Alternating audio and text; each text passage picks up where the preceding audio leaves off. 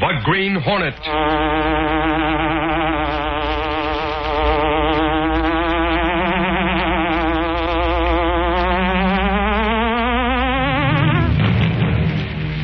He hunts the biggest of all game, public enemies who tried to destroy our America.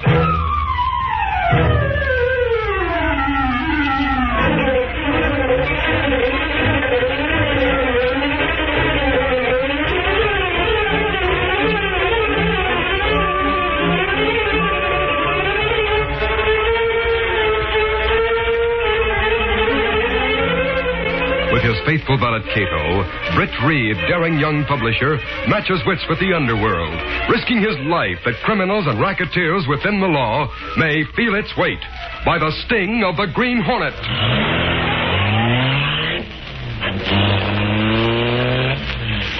Ride with Britt Reid in the thrilling adventure, Polarized Glasses. The Green Hornet strikes again.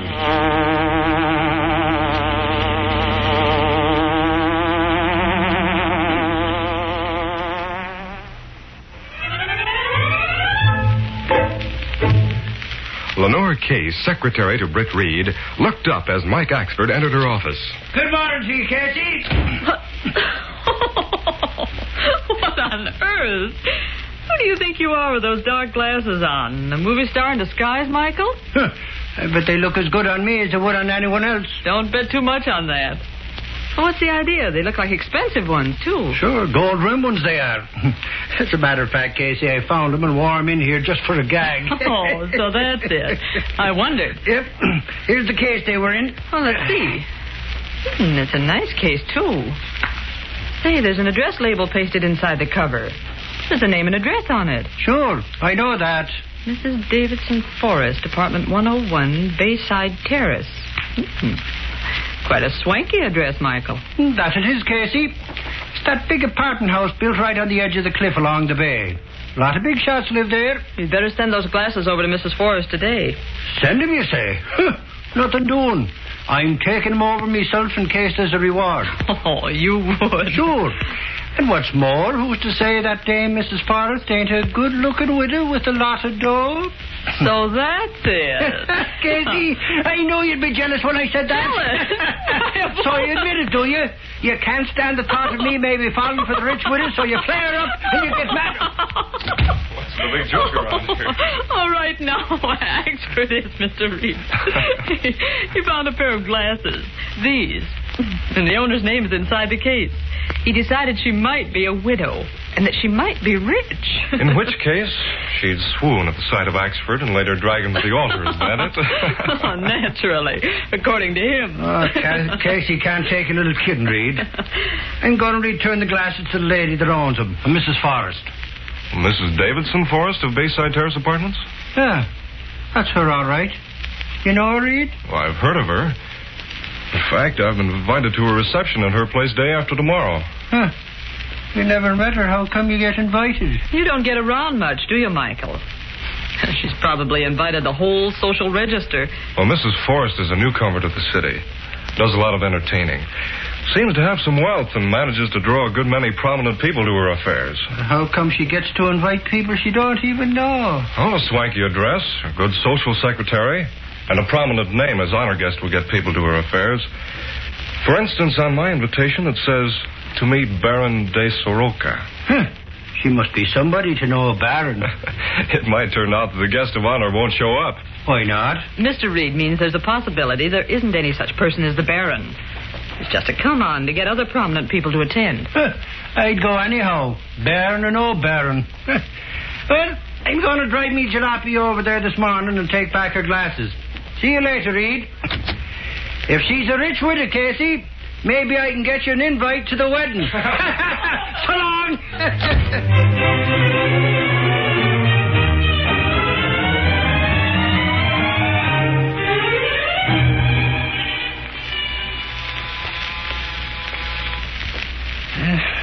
Sure, it's a swanky dump, all right. Just about noon. Maybe she'll invite me to stay and have a bit of lunch at her. Yes, sir? My name's Mike Axford, and I found something belonging to Mrs. Forrest. What's more, I ain't giving it to anyone else. So go tell her I'm here. Please step inside, sir. That I will. I shall inform Mrs. Forrest that you're here, Mr. Axford. Okay, I'll wait. Very good, sir. Them kind of guys always give me the willies. Can't tell whether they're smiling or sneering at a guy the way they look you over. What a joint. Mrs. Forrest will see you, sir. Walk this way, please. Right in here. Mr. Axford, madame. Oh, good morning, Mr. Axford. Good morning, ma'am. You may go, Charles. Very good, madame. I guess he thought he was going to get an earful. I beg your pardon. In the movies, you know, butlers are always listening at doors and the likes of that. Oh, you've come on a confidential matter, perhaps? No, I came because I found a pair of glasses belonging to you, ma'am. I got them here. Oh, yes, my polarized glasses. How nice of you to bring them back to me, Mr. Axford. It was the only honest thing to do, ma'am. Here they are. Oh, thank you so much. I'm sure you wouldn't think of taking a reward, so I won't embarrass you by offering one. Oh, you won't? Well, and now that I think of it, I guess I wouldn't think of it. That is... Oh, great. You really have a very charming sense of humor, Mr. Axford. I have? Yeah, that's right, I have. My husband had no sense of humor whatsoever, poor thing. He was dreadfully boring. Are you a widow by any chance, ma'am? Yes, I am. I'm afraid I'm getting the reputation of being a very gay widow, too. Oh. I knew you were a widow. I was right. You knew? I don't understand. Oh, no matter. Hey, no. It's a fine place you got here. What's that out there? A balcony overlooking the water? Oh, that's the terrace. Come see the view I have of the bay. Sure. Glad to. Hey, no. You sure do have a view at that. Will you look at that swell-looking boat out there? Oh, that's Baron de Soroka's yacht. Is it really now? You know, I heard somebody say that Baron stuff was a fake. I see. May I ask who it was who told you that? Well, no, as we newspapermen say, it was said off the record, ma'am, so I won't mention names. You're a newspaper man? Oh, sure. Reporter on the Daily Sentinel. And if I do say so myself, a darn good one is that. Really? Yep. When Mike Axford goes out to get a story, he gets it one way or another. You can bet on that. Well, I'm glad to know that. By the way, how would you like to meet the Baron, Mr. Axford? You mean I'm invited to your party day after tomorrow? Well, yes, of course. But the other guests are coming at 9 o'clock. I'd like you to come earlier. Say at 8. Then you and the Baron can become acquainted. Say now, that'll really be something, that it will. The others will have a fit when they hear I'm going to get a chance to have a long talk with the Baron. Well, if you really hope to get a story, why not keep it a secret about your coming here ahead of time? Otherwise, some other reporter may try to get to the Baron before you do. Say, that's a good idea. I'll keep quiet about it and surprise all of them. Thanks for inviting me, ma'am. Oh, not at all. Shall we go inside now? Okay. I'll see you to the door, Mr. Axford. Sure. Time I was getting back anyhow. Let me thank you again for bringing my glasses to me. Oh, that's okay, Mrs. Forrest. Your hat, sir. Huh? Oh, it's you. You must have popped up from under the table. The table, sir? Sure, the table there that my hat was on. I'll take it. Thanks. Well, good day, Mr. Axford. I'll be looking forward to seeing you the night of the reception. I'll be here with bells on, ma'am. That I will. So long. Charlie, that man's dangerous. We'll have to take a message out to the yacht tonight. We have plans to make. That guy's too smart for his own good. He'll be sorry he stuck his nose into our business when Paul gets through with him. You can bet on that.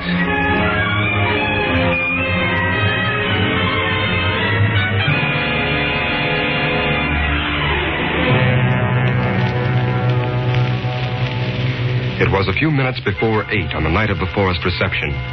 Mrs. Forrest was in the living room of her apartment, in earnest conversation with the butler, and with a tall, dark-haired man in evening clothes, whose close-cropped Van Dyke beard and small mustache gave him a distinguished and foreign appearance. It's almost 8 o'clock, Paul.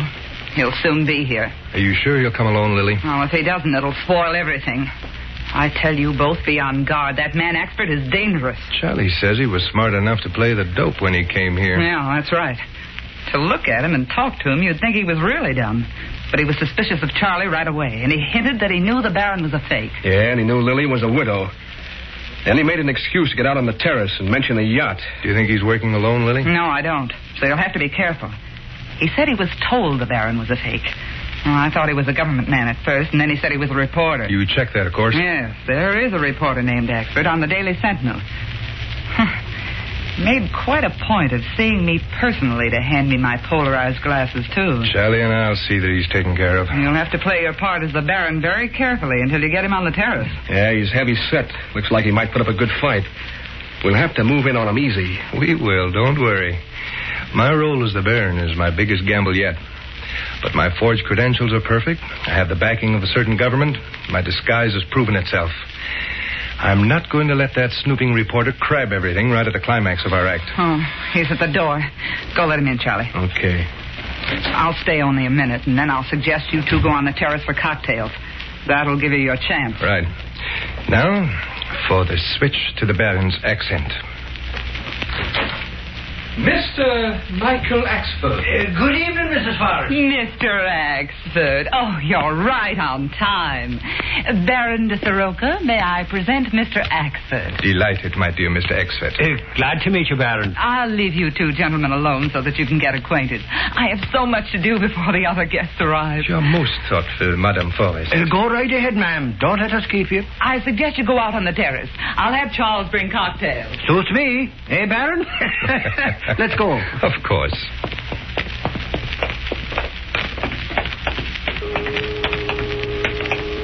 Connie, sure 'tis a nice moonlight night, ain't it, Baron? Yes, of course. It reminds me so much of the moonlight on the waters of the Danube and old Vienna. Look, far over there. Ah, such beauty. Yeah.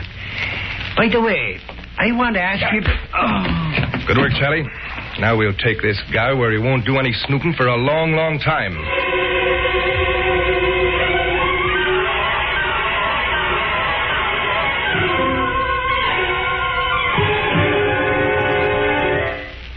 We'll continue our Green Hornet adventure in just a moment.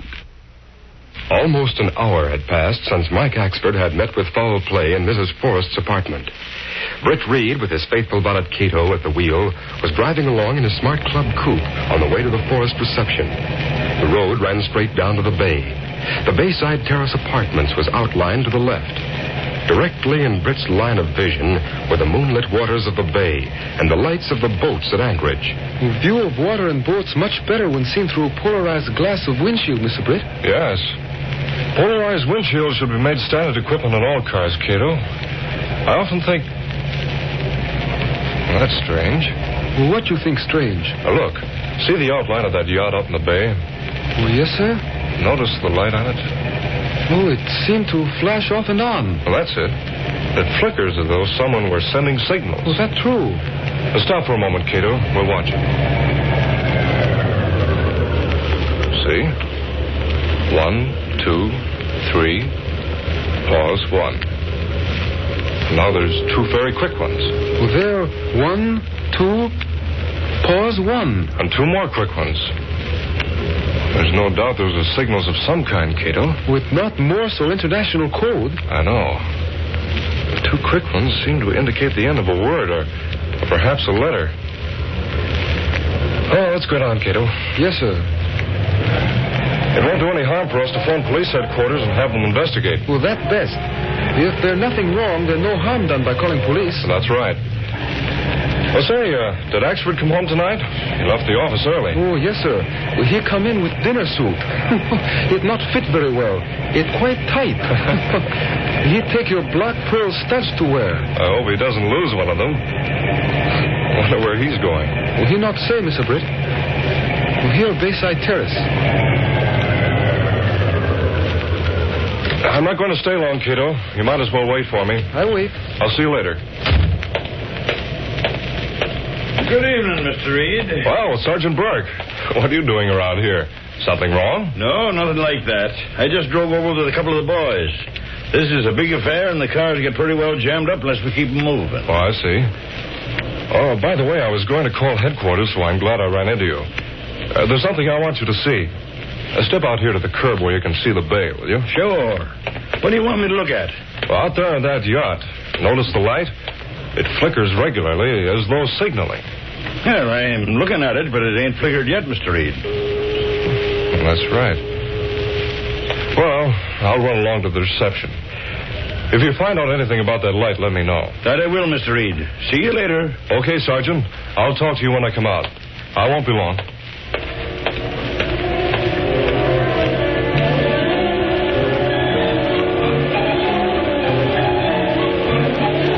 Mrs. Davidson Forrest's reception was in full swing. Diplomats, political figures, officials of state, and service officers intermingled with the city's social set.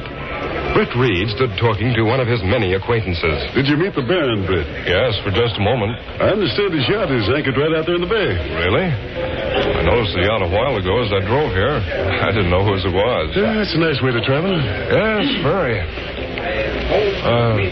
If you don't mind, I think I'll stroll out on the terrace and look at it again. Sure, go ahead. Rather sorry, Britt.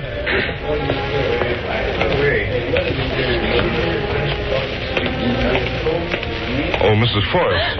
Admiring the view? Oh, sorry. I didn't mean to startle you. Oh, that's perfectly all right. Mr. Reid. Britt Reid. Oh, yes, of course. I should have remembered. But with so many, you know. I understand. I've been noticing your dark glasses. Isn't it difficult out here to see? These. I like to look at the light through them. You see, these are polarized lenses. They dispense with the glare. Oh, of course. I should have known.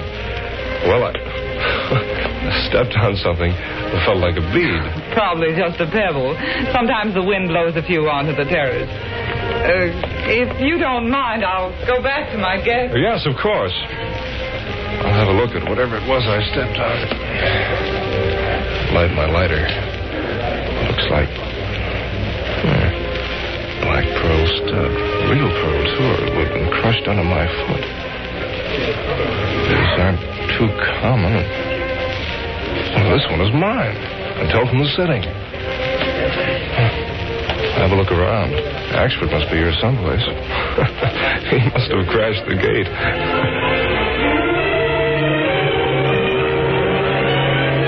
A short time later, Britt Reid left the apartment house. He learned from Sergeant Burke that the light had not flickered and that Axford had not been seen going to the party. After returning to his own apartment, Reid sat in deep thought, holding the pearl stud in his hand. Then Kato spoke. What you think of, Mr. Britt? This is one of my very own studs that Axford was wearing tonight. Yet Burke says he didn't go into the reception. Yet you find stud on terrace of Mrs. Forrest's apartment? That's right. Then I keep thinking of those signal flashes. Or at least that's what we thought they were. Burke says the light has been steady ever since I told him about it. Oh, yes, that's true. I watch also through back window of car, but light stays steady.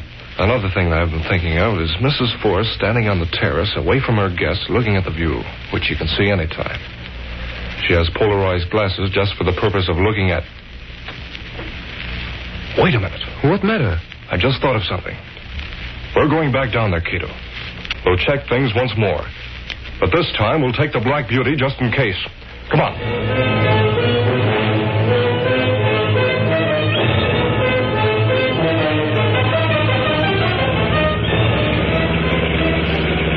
We on road that go down to Bayside Terrace. I not see any cars. A party all over, perhaps. Yes, Kato, it's late. Look. That light's flickering again, Kato. Well, that's right.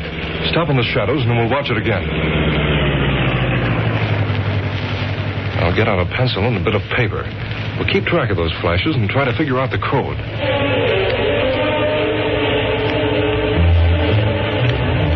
For some time, Britt and Kato sat watching the light, jotting down the number of flashes.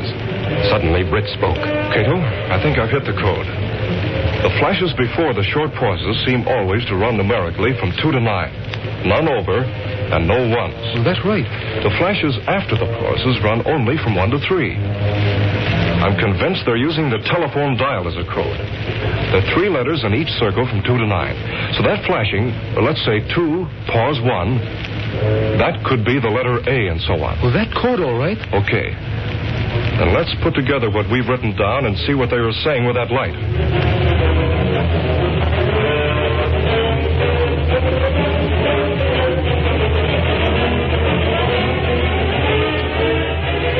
What you get, Mr. Britt? Listen. Drop roll from wire recorder on line to ledge below terrace. We'll send for. And this says, give warning if reporter traced there. Would that be in Oxford, perhaps? I think so. And these messages were directed to that woman's apartment. I don't see how... Wait a minute. Kato, lean out here and look at that light. Yes, sir. The light not flicker now. Now look through the polarized windshield. Well, now it flicker, Mr. Britt. That's it, Kato. Axford must have found out something.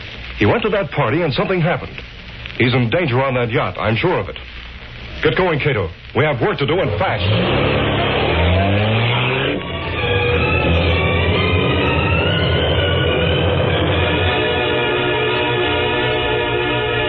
A short time later, at police headquarters... Funny how Britt Reid thought he saw signal flashes coming from the light on the Baron's yacht, Cassidy. Yeah, guess that guy needs glasses, Sarge. Well, I don't know. But I sure couldn't see anything wrong with that light. It was as steady as... Glory be, what's that? A bomb! Somebody threw it in the window. That ain't any bomb. It's a stone. Something tied to it. Let's see what it is. It's a printed note. Read it, Sarge. Well, give me a chance. That Baron's a fake and his yacht's a spy's nest. Raid that yacht and you'll save the life of a reporter named Axford. Then go to the Forest Dame's apartment for the rest of the gang. Great day. Let's check on this. Get the harbor police on the phone. We got work to do. Mike Axford's mixed up with spies.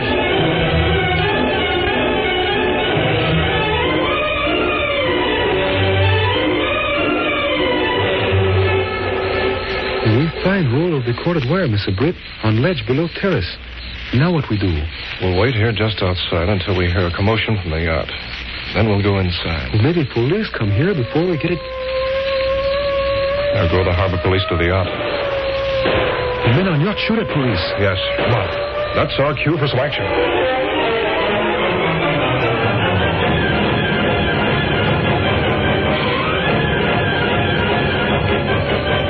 Later in Mrs. Forrest's apartment... Charlie! What's going on out there? The police must be raiding the yacht. We better get out of here in a hurry. What's the rush, lady? You're not going anyplace. The Green Hornet. You'll not shoot. Hornet. Oh! Good throwing, fella. Oh, that roll of wire. Where'd you get that? Stop worrying, lady. This'll help you to do it. No. The police will soon come. We'll leave them here with that roll of recorded wire and her polarized glasses as evidence. Let's get out of here.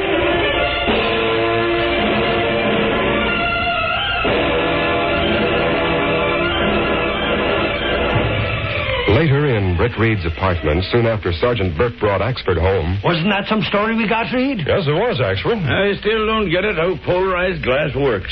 Polarized glass? Yeah, that's how the spies worked. They used polarized glass in front of the searchlight. Oh, so that's it. Well, how's it work? Well, polarized glass breaks a light beam into a very thin beam. Like in Venetian blinds. Well, something of that sort. It's used to cut down glare and reflection. I have it in my car's windshield. Now, if two pieces of polarized glass are held together in a certain way, they cut off the light. If I look through my polarized windshield at the headlight of a car, and that headlight has a lens of polarized glass set in the right way, I won't see the light at all. That's it.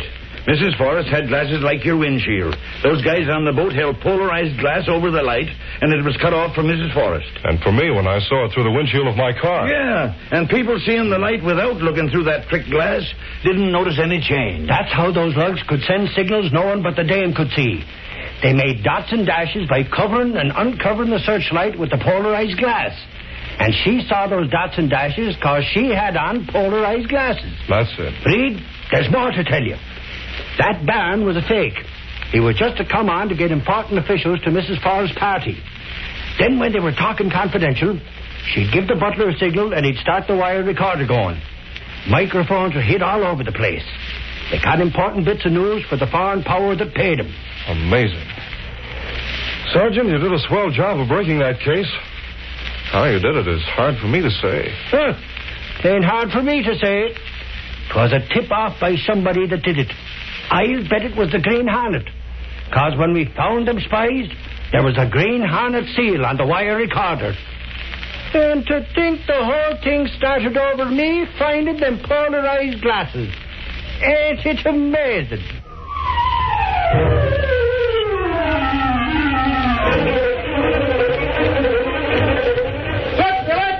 Purple spies captured, fake Baron exposed, Green Hornet implicated.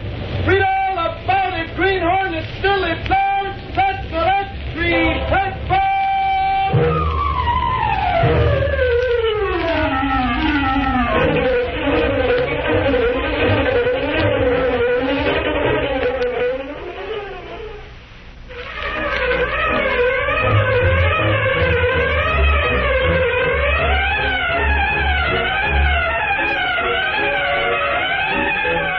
These popular radio dramas, created by George W. Trendle, are a copyrighted feature of the Green Hornet, Incorporated. All characters, names, places, and incidents used are fictitious.